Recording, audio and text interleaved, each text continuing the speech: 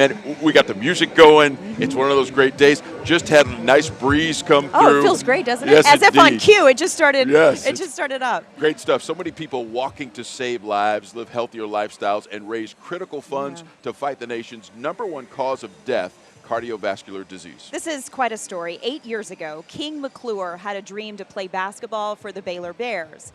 Well, he was the star of the 2015 recruiting class, but after a visit to a doctor, King learned his basketball career was over just as it was getting started. Test revealed King had hypertrophic cardiomyopathy. That is a condition that can be deadly for athletes.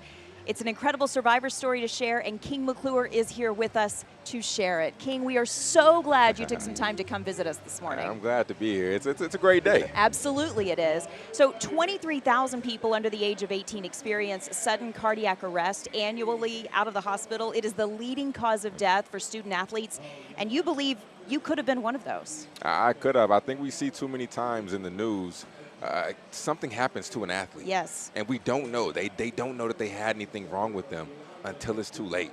So I think we have to change that and be able to do more research and educate more to prevent that from happening. Absolutely. No, it's true. I had a college friend. It happened to him. He was 20 years old, and we are working to try and prevent those kind of issues. Now, we know you've been living here in Dallas and everything. Can you talk about your motivation for being out here on this day? My motivation is pretty much, me. Yeah. Everything that I went through. I mean, to be able to go 18 years, no symptoms, no signs, and all of a sudden a doctor tells you, hey, if you play basketball and continue, you're going to die. So I want to prevent that. I want to help kids to be able to understand that, hey, if something's wrong with you, go get checked. Don't be ashamed.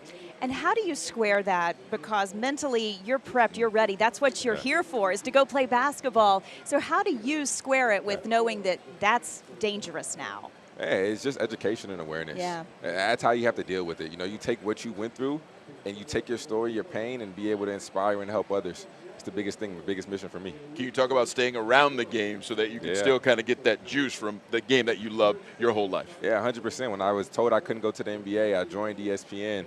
I'll be year 5, hosting TV shows, analyzing basketball games.